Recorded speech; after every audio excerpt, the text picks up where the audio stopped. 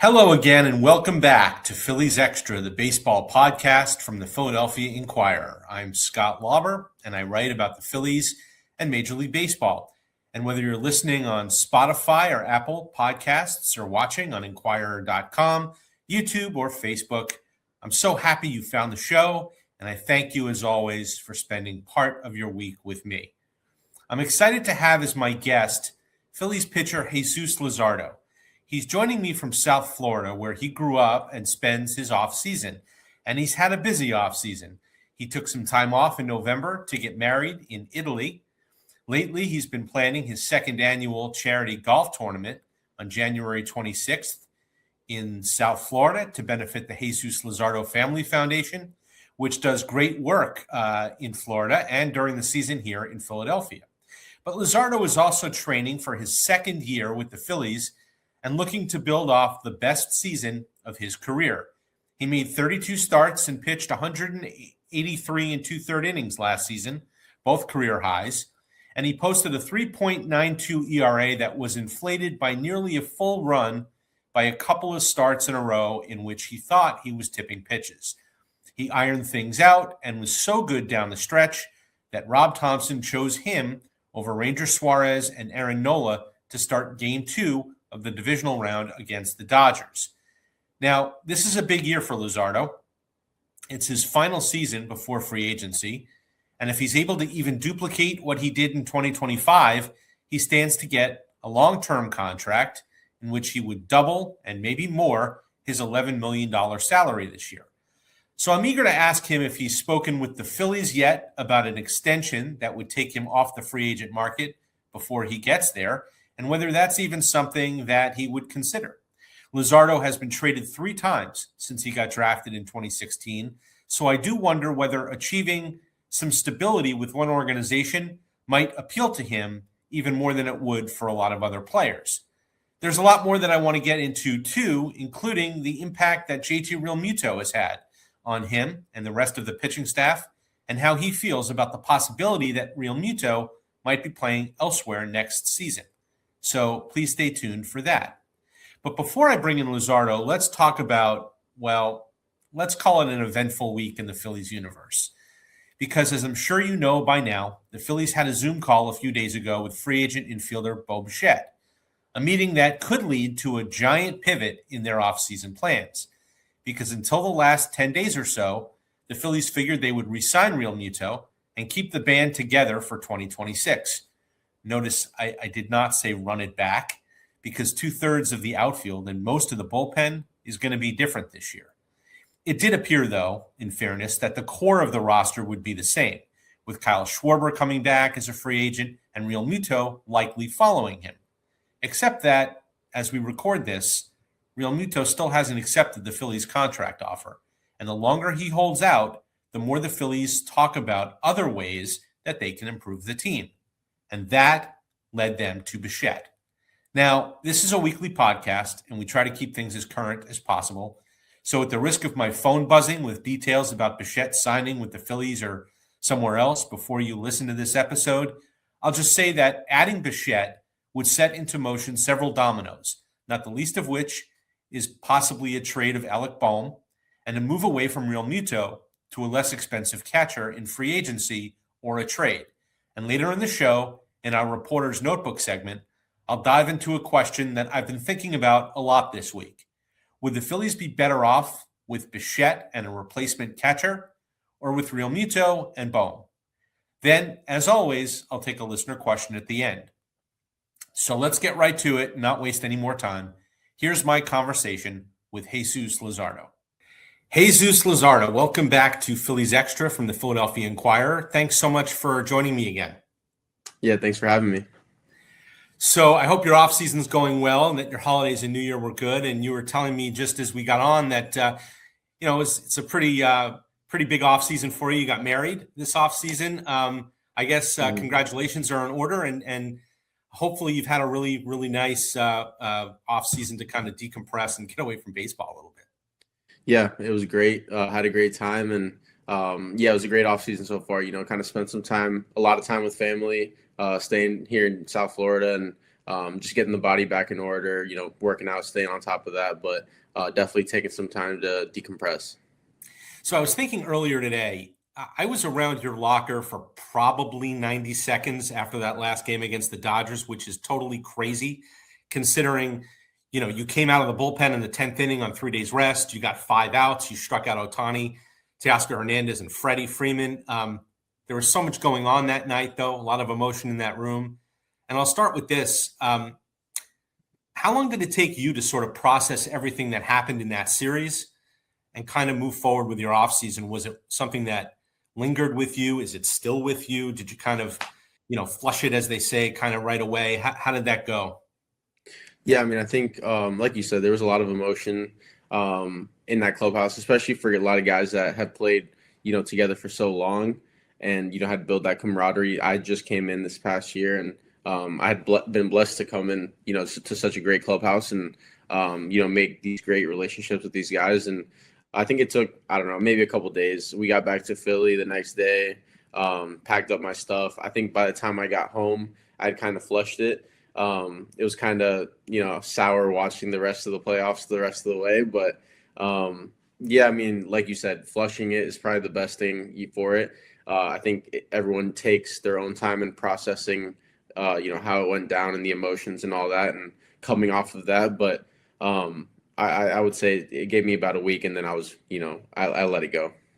I know that I was going to ask you, if you watch the playoffs after that, does it make it easier or harder when you see the Dodgers win it all? I mean, you guys, lost 3 games by a total of 4 runs in that series, and it really could have gone either way. Does that make it easier or harder when you see that was the team that ended up winning it in 7?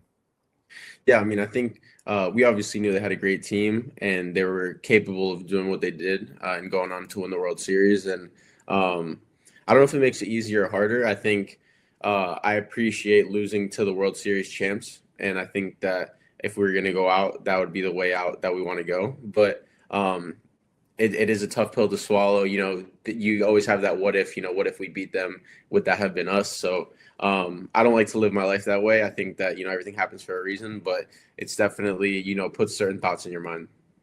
So I know South Florida is home for you, and you have a big day coming up Monday or Tuesday, January 26th, in your hometown of Parkland. You'll be hosting the 2nd annual Jesus Luzardo charity golf tournament, right, to benefit your foundation, which helps raise money to support programs for children in need. And I want to ask you a lot more about that event and the work you do in your community.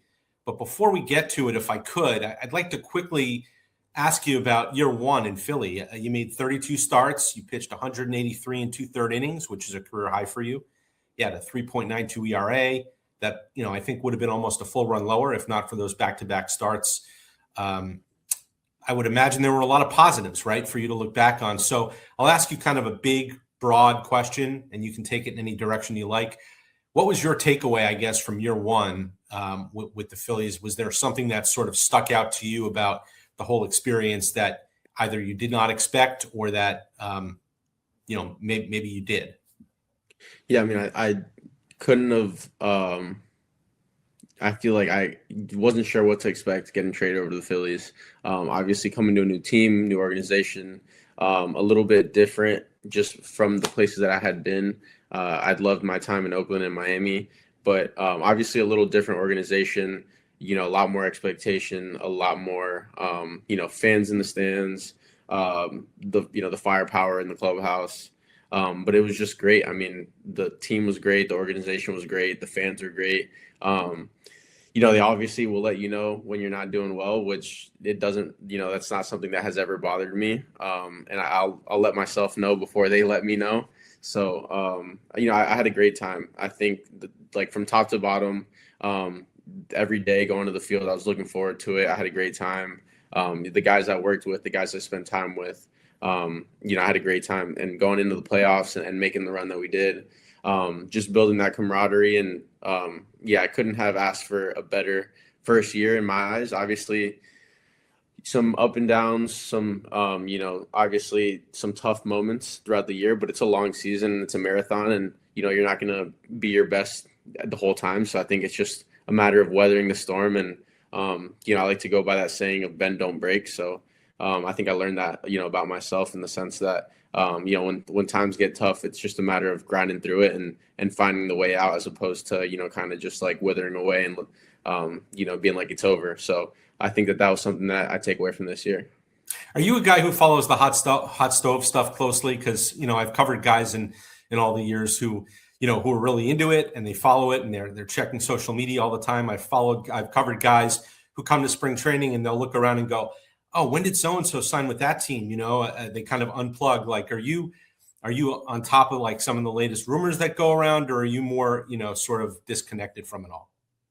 I feel like I'm pretty connected. When I work out, the gym, we have MLB Network playing, so I stay, I'll be rolling out and I'll be watching.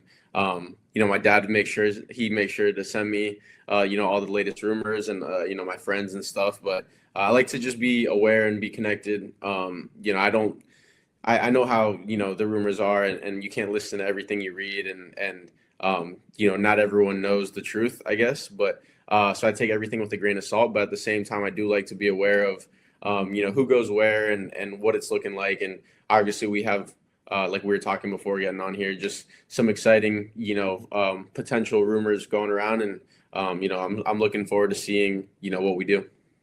So if I could follow then, because like you said, it's kind of a big storyline here right now, or a part of a big storyline.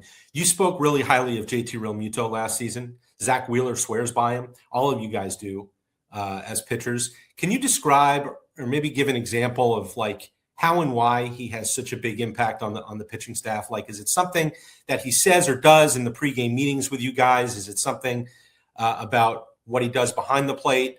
Maybe mound visits that he makes. And kind of along those lines, what's going through your mind as you sort of sit back and wait and see if he'll be back with you guys next year or if he's going to be somewhere else? Yeah. There's really not one specific thing. I think it's just like JT as a whole. I really respect the way he goes about his business. He's a no BS guy. He's a family man. He is a hard worker. You see him, he works hard in the weight room, works hard on the field. Always is like the first one to be out there ready to go. He's not, one to want to take a day off. They kind of like got to pull his teeth out to take the day off. And, you show up to the field, he's already there doing homework, going over scouting reports, watching video. So when he goes up back there and he tells us, this is the plan that we're going to do throughout the game, you have confidence that he knows what he's talking about and that it's not, he's just winging it. He has a plan. He understands what his plan is. And, like I said, he takes very good care of his body.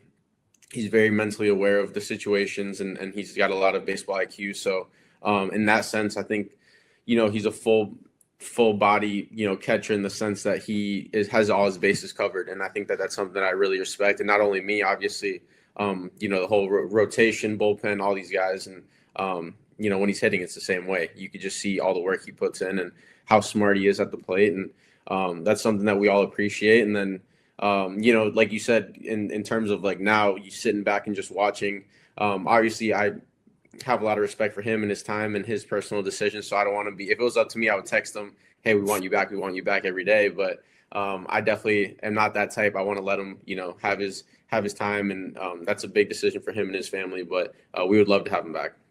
You've got one more season to go before you're eligible for free agency. And some guys, when they get to this stage, might want to discuss a contract extension. Some guys want to let it ride and see what happens. I wonder a couple of things. Your experience is that you've been traded a few times. You've played now for Phillies or your fourth organization.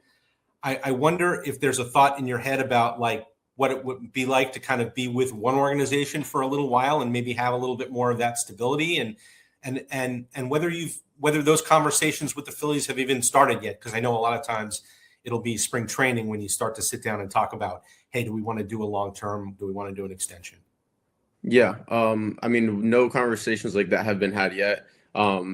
It's not something that I, am closed off to. It's something, like you said, I think stability and, I just got married, hopefully eventually have a family, and just being stable in a certain place, knowing that you're comfortable with an organization that I had a really good time in. I loved the city. I loved where I lived and the organization as a whole, how they treat us as players, how they treated my family. So it's something I would be really interested in.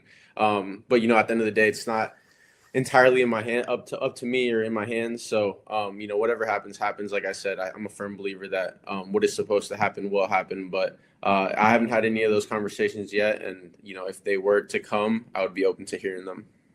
One thing that stood out for me throughout the year last year, and one of the things that was a lot of fun to watch, quite frankly, when you pitched, was the sweeper, right? It was a new pitch for you. And, not only did you wind up throwing it like almost a third of the time to righties and lefties, but, I think opponents hit 178 on that pitch. They slugged like 260 or something like that. Looking back, can you tell me a little bit more about how that sweeper became such a weapon for you? And when you left spring training, did you think, yeah, this is a pitch that I'm really going to be able to lean on throughout the year, even though it's one that, I've only just started throwing really here in the recent past? Yeah, I mean, for me, I learned it right around this time last offseason, maybe a little before I started working on it. And going into spring, I thought it was really only going to be a weapon to lefties. That was kind of what we had envisioned. Then, we started more and more using it, maybe a little bit to righties. Was it early in the count? Was it late in the count? Am I going to backdoor it? Am I going to try to put guys away with it? And then as it progressed, I think, throughout spring training, most of the time, a lot of guys are just kind of working on things and trying to figure out, what is the method to the madness? Like, what is going to be the recipe that I'm going to use this year to get guys out? And throwing a new pitch in there for me was kind of challenging because I didn't know what I wanted to do with it necessarily. But working with JT and working with, Caleb and Mark and the pitching guys and seeing how we wanted to go about it. And progressively, I think throughout the year, it progressed even more and more. Early in the year, it was really to lefties. Maybe at times we used one or two to righties. And then as the season went on, I started realizing this is a pitch I can get righties and lefties. I can put guys away with. I can go get a strike with. So I think maybe a third way into the year, that's when I realized, this is the pitch, this is how I want to use it. And by the end of the year, it's really fine tuned, and I'm looking forward to continuing to do that. But early in the year, it was still kind of a work in progress. And, I'm glad that, I had a good support system around me that they knew what I needed with that pitch.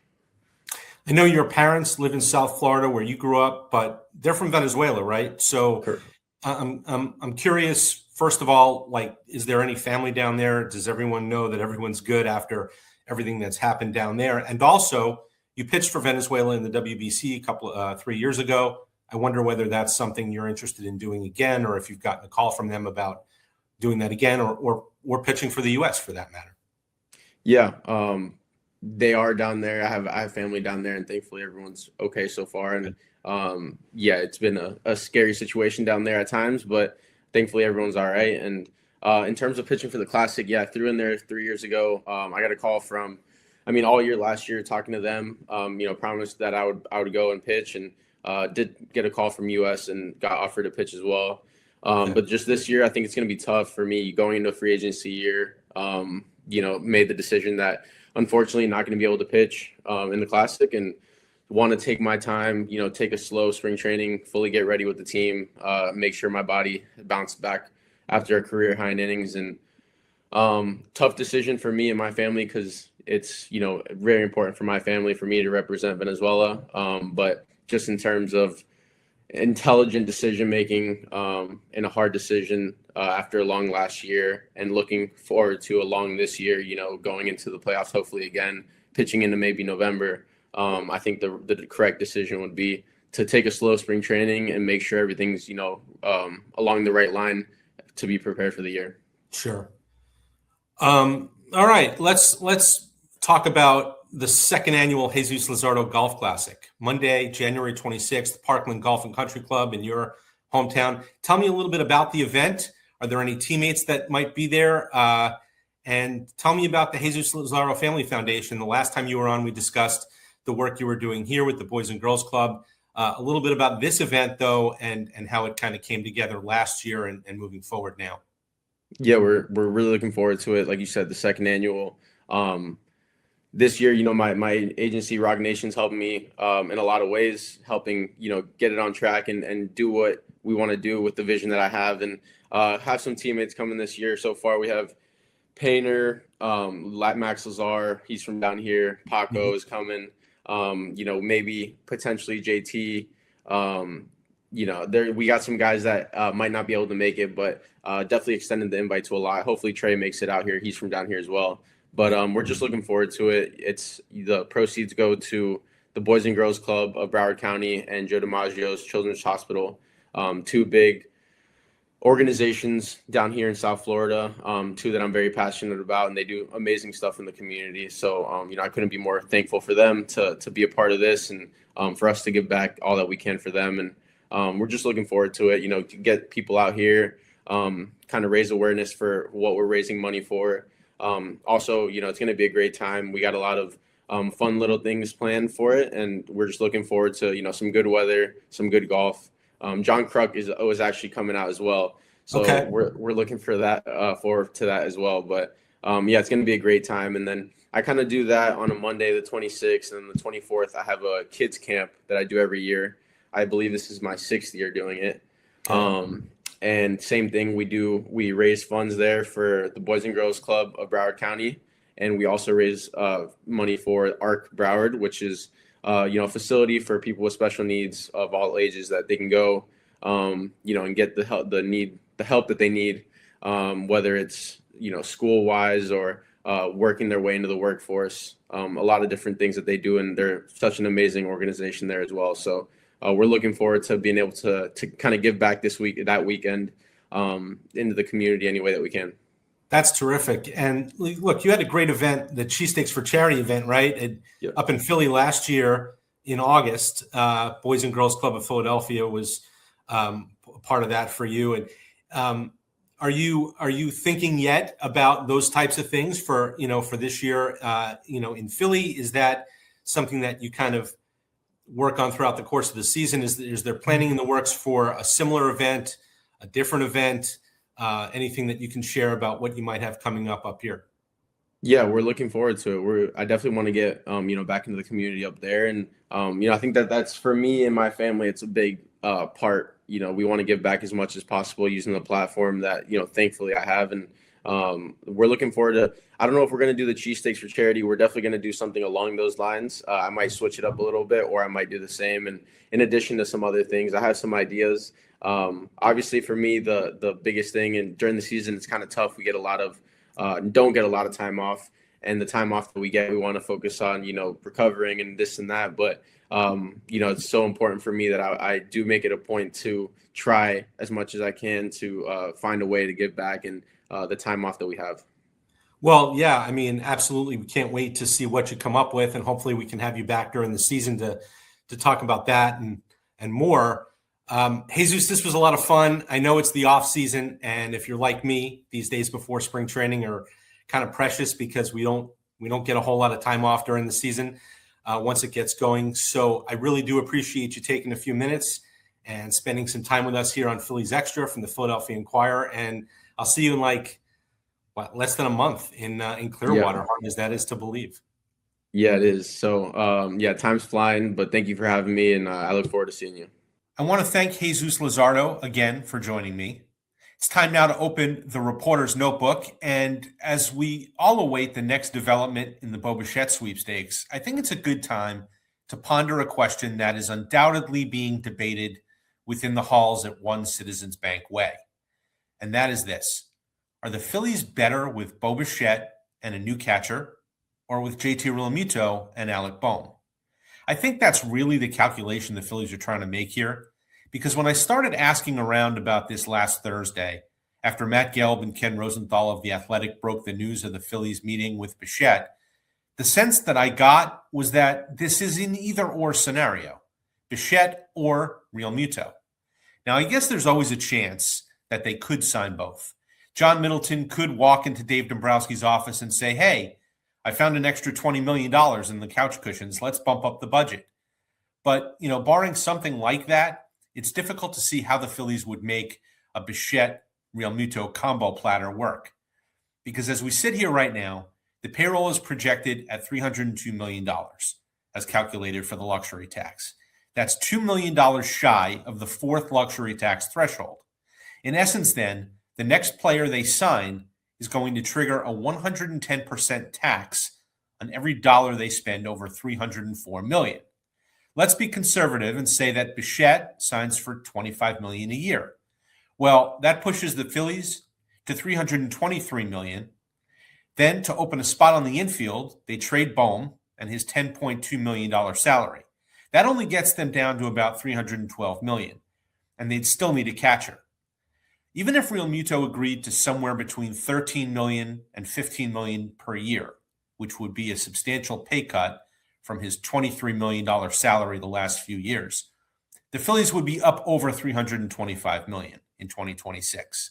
Now, I'm not good enough at math to calculate the luxury tax on $325 million, but for context, the Phillies' payroll in 2025 came in at $314.3 million, and their tax bill was $56.1 million. So obviously, it would be higher than that. As I said, unless ownership decides to splurge, and the Phillies already have the third or fourth highest payroll in the sport, it's Bichette and a less expensive catcher, or Realmuto and Bohm. So Bichette was valued at 3.5 wins above replacement last season, based on Baseball Reference's measurement. Realmuto was valued at 2.1. Over the last 3 seasons, Bichette was worth 8 WAR, Realmuto 9. But Bichette will be 28 this season, Realmuto will be 35. So this is about present and future value. And you figure that Bichette will give you more bang for the bucks, even at a new position like third base, over at least the next 2 or 3 years, which would be the length of Realmuto's next contract. Bichette, of course, is looking for at least 5 years and probably more like 7 or 8. Now, Bohm was valued at 1.5 WAR last season, down from 3 in 2024 when he was an all-star. Take the average of his last 4 seasons, and you've got a 1.6 WAR player per year. The question then is what type of replacement the Phillies can find for Realmuto. Victor Caratini is a popular name on the free agent catching market. He was valued at 0.9 WAR last year for the Astros and has a 3-year average of 1 WAR. Free agent catcher Jonah Heim was valued at 0.4 WAR last year for the Rangers and has a 3-year average of 1.5, including 3.1 in 2023 when he was an all-star. Caratini and Heim both figure to be in like the $6 million a year range, which would likely split time behind the plate with either Rafael Marchand or Garrett Stubbs. Look, you heard what Jesus Luzardo just told us about Realmuto's impact, and I've talked to Zach Wheeler and Aaron Nola and Christopher Sanchez and many other pitchers on the staff enough to know that they feel the same way. I mean, Wheeler almost never shakes off Realmuto. That's how much he trusts him to be his guide through every start he makes. So I don't think there's any doubt that the Phillies would miss Realmuto's defense and his game calling and, of course, his leadership if he's gone. But here's what I keep coming back to. Bichette will be 28 this season. 28. The Phillies need to find ways to stretch their proverbial window in the second half of Bryce Harper's 13-year contract, right? It's a tricky needle to thread. A lot of it, as I've written in the Inquirer, hinges on their top 3 prospects, Andrew Painter, Justin Crawford, and Aiden Miller, emerging as young and initially expensive core pieces. But the jump from AAA to the majors is larger than it's ever been. So while those guys get their feet wet, and while Harper, Kyle Schwarber, Trey Turner, and Nola age into their mid-30s, it sure would be nice to have another all-star caliber player alongside Sanchez and maybe Joan Duran, who is still firmly in his peak years. That's where Bichette comes in. And given his age and where he should be for most of his next contract, even if he signs for 6 or 7 years. So while it would require maybe taking a step down behind the plate and other roster machinations, including moving quickly to trade Bohm, I've come around to thinking that, yes, the Phillies would be better with Bichette. And now, at least as we tape this episode, we wait to see if they can actually make it happen. Okay, it's time to play Hit and Run, where we take a question from you out there. Want to join the conversation? Drop me an email at the address listed here, or reach out on the social media platform of your choice, X, Blue Sky, Facebook, Instagram, Threads, or I think you can always drop a line in the comment section on YouTube as well. This week's question comes from Sten at Batflip17 on X, who asks, What kind of prospect would the Phillies have to give up along with Nick Castellanos for a team to eat some of that contract? Obviously not a top 5 prospect, but what would be realistic? Sten, it's a good question. You're right in looking at this in the way that you are, because in theory, yes, the Phillies should be able to get another team to pick up at least a portion of Castellanos' $20 million salary by attaching a prospect in a trade. The better the prospect, the more money, in theory, they can ask the other team to pick up. But in this case, I don't think the Phillies are looking at it that way. Within the last calendar year, they've traded 3 of their top 10 prospects, Starlin Caba in the Jesus Luzardo trade, and Eduardo Tait and Mick Abel for Joan Duran. They also traded a top 30 prospect for Tanner Banks in infielder William Bragoya, that was to the White Sox. And they traded pitching prospects George Clausen and Sam Aldeguerri to the Angels for rental closer Carlos Esteves at the deadline in 2024. Of course, they tried to replenish the system by getting pitching prospects Moises Chassé and Seth Johnson back from the Orioles in the Gregory Soto trade at the same 2024 deadline. But still, the system took a hit with all of those trades. And now, if you talk to a lot of rival evaluators, they'll tell you that the Phillies don't really have much beyond the big 3 of Andrew Painter, Aiden Miller, and Justin Crawford. The sense I've gotten then is that if it's between swallowing the entire $20 million to unload Castellanos or packaging him with even a B-level prospect for, $3 or $5 million of salary relief, they'll opt to eat the whole contract. It's not ideal, but the Phillies are going to be over the 4th luxury tax threshold whether or not they pay the full freight for Castellanos to play somewhere else. With a new CBA coming in 2027, or however long it takes to negotiate that deal, it's possible that the luxury tax penalties are going to be reset anyway.